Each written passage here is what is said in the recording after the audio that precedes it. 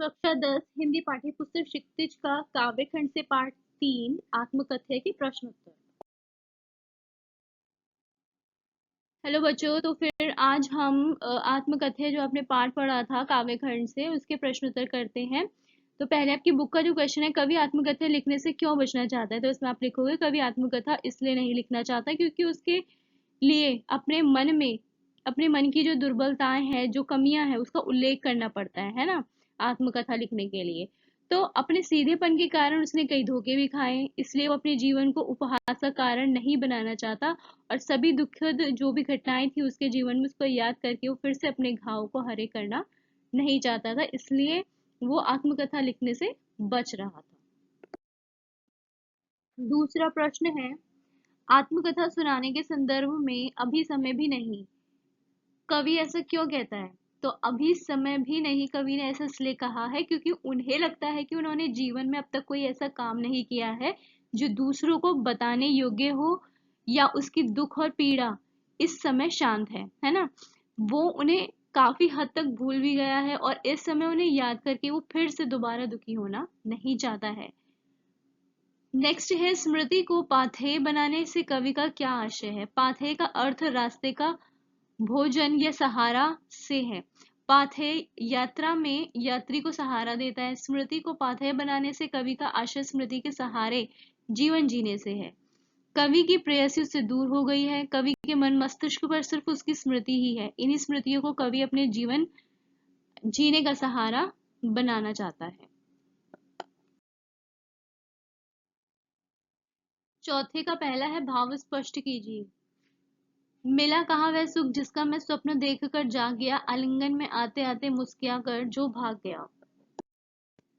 इन पंक्तियों का आशय ये है कि कवि भी बाकी लोगों की तरह सुखमय जीवन बिताना चाहते थे। जिस प्रेम के वो अपने सपने देख रहे थे वो उन्हें कभी नहीं मिला। उनका जीवन हमेशा सुख से वंचित रहा। उनकी पत्नी की मृत्यु हो जाने से वे सुखी जीवन का आनंद ज्यादा दिनों तक नहीं पा सके।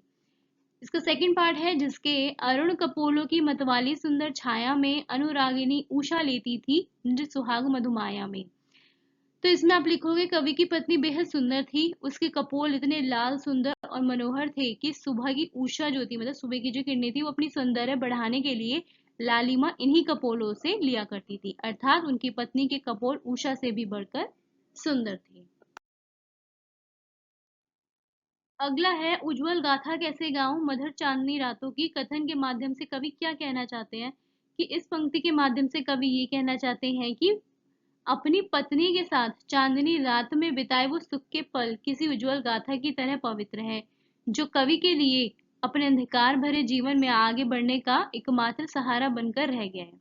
ऐसे स्मृतियों को वह सबके सामने लाकर उसकी हंसी नहीं उड़ाना चाहते, अतः वह अपने जीवन की मधुर स्मृतियों को किसी से भी बांटना नहीं चाहते, बल्कि अपने तक ही सीमित रखना चाहता है। छठा प्रश्न है, आत्मकथ्य कविता की काव्य भाषा की विशेषताएं उदाहरण के साथ लिखो। जयशंकर प्रसाद द्वारा रचित कविता आत्मकथ्य की विशेषताएं निम्नलिखित हैं। जैसे पहला है, कविता में संस्कृत शब्दावली का प्रयोग हुआ है। जैसे इस गंभीर अनंत नीलिमा में असंख्य जीवन इतिहास। दूसरा, उसकी स्मृति पाथेय बनी थके पथिक की पंथा की।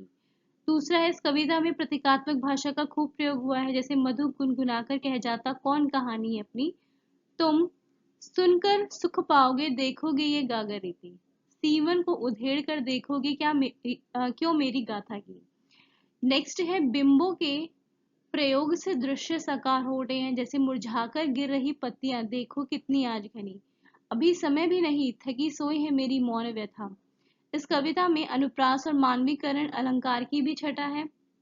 जैसे अनुप्रास में है कह जाता कौन कहानी है अपनी, और मानवीकरण में थकी सोई है मेरी मौन व्यथा। अब मौन व्यथा कैसी हो गई है? थक के सो गई है, तो ये मानवीकरण किया गया है। फिर है, इस कविता की हर पंक्ति के अंत में दीर्घ स्वर व स्वर मैत्री होने से योग्यता और संगीतात्मकता का गुण है। जैसे तुम सुनकर सुख पाओगे देखोगे ये है गागर रीति। सातवां प्रश्न है, कवि ने जो सुख का स्वप्न देखा था उसे कविता में किस रूप में अभिव्यक्त किया है? कवि ने जो सुख का स्वप्न देखा था कविता में उसकी अभिव्यक्ति इस तरह से हुई है कि कवि की पत्नी बहुत सुंदर थी। उसका सौंदर्य सुबह की उषा से बढ़कर था। उसे अपनी पत्नी के साथ बहुत कम समय बिताने को मिला। वह उसके जीवन में मुस्कान बिखेर कर उससे दूर हो गई। इससे कवि की सुख पाने की इच्छा अधूरी रह जाती है। इस दुनिया में सुख क्या है? एक छलावा है। हम जिससे सुख समझते हैं वो अधिक समय तक नहीं रहता और स्वप्न की तरह जल्दी ही समाप्त हो जाता है। रचना और अभिव्यक्ति। इस कविता के माध्यम से प्रसाद जी के व्यक्तित्व की जो झलक मिलती है उसे अपने शब्दों में लिखो। इस कविता को पढ़कर प्रसाद जी के व्यक्तित्व की ये विशेषताएं सामने आती हैं। जैसे प्रसाद जी एक सीधे साधे व्यक्तित्व के इंसान थे। उनके जीवन में दिखावा नहीं था। उनके मित्रों ने उनके साथ छल किया, फिर भी वो भोलेपन में जीते रहे। वे अपने जीवन के सुख दुख को लोगों पर व्यक्त नहीं करना चाहते थे। वह सरल स्वभाव वाले व्यक्ति थे। वे अपनी सरलता की हंसी नहीं उड़ाना चाहते थे। प्रसाद जी यथार्थवादी थे। वे यथार्थ को स्वीकार करके कहते थे, तुम सुनकर सुख पाओगे, देखोगे यह गागर रीति। अन्य प्रश्न है इस पाठ के, कवि अपनी आत्मकथा क्यों नहीं लिखना चाहता? कवि अपनी आत्मकथा इसलिए नहीं लिखना चाहता क्योंकि उसको लगता है कि उसके जीवन की ऐसी कोई महान उपलब्धि नहीं है ना? उसने कोई ऐसा बड़ा काम या कुछ ऐसी बड़ी उपलब्धि हासिल नहीं की है जिसकी सराहना की जा सके। नेक्स्ट है, कवि किसकी स्मृति को ताज़ा कर रहे हैं? कवि अपनी प्रिय की स्मृति को ताज़ा कर रहे हैं। कवि की प्रेयसी के कपोलों की क्या विशेषता थी? कि कवि की प्रेयसी के कपोल जो थे वो अरुणिम थे। उसके कपोलों की शोभा ऐसी लग रही है जैसे उषा काल की अरुणिमा ने अनुराग युक्त अपना सौंदर्य प्रदान कर दिया हो। रचना में रचनाकार किसके पक्ष में नहीं है? रचनाकार आत्मकथा लिखने के पक्ष में नहीं है क्योंकि वह अपने अतीत को कुरेद कर फिर से व्यथित नहीं होना चाहता। कवि ने किसको पाथेय माना है? कवि ने स्वप्न में देखे गए सुख की स्मृति को पाथेय माना है। मधुप का प्रयोग कवि ने किसके लिए किया है? मधुप का प्रयोग कवि ने अपने मनरूपी भंवरे के लिए किया है। ये कविता किस युग में लिखी गई है? आधुनिक काल के छायावादी युग में। इस काव्यांश में किस भाषा का प्रयोग हुआ है? इस काव्यांश में संस्कृतनिष्ठ खड़ी बोली का प्रयोग किया गया है। कवि ने अपने मन को किसका रूप दिया है? भंवरे का। कवि के जीवन की सारी जो दुख दर्द है और जो अभाव है सब कैसे हैं? वो अब वो मौन हो चुके हैं। गहरे नीले आकाश में अवगिनत लोगों ने क्या लिखा है? जीवन गाथा। कवि के जीवन की गागर कैसी है? कवि के जीवन की जो गागर है, जो मटकी है, वो खाली है। कवि ने खाली घड़े से किसकी ओर इशारा किया है? असफल जीवन से। कवि किसकी हंसी नहीं उड़ाना चाहता? कवि अपनी दुर्बलताओं और मित्रों की हंसी नहीं उड़ाना चाहता। कवि मौन क्यों रहना चाहता है? कवि के पास अपनी कथा सुनाने के लिए कुछ नहीं है और वह दूसरों की सुनना ज्यादा बेहतर समझता है, इसलिए वह मौन रहना चाहता है। सीवन को उधेड़ने से कवि का क्या आशय है? सीवन का अर्थ होता है पुरानी बातों को दोहराना या दुख को बढ़ाना। कवि ने गागर रीति किससे कहा है? अपने रिक्त जीवन को, अपने खाली जीवन को।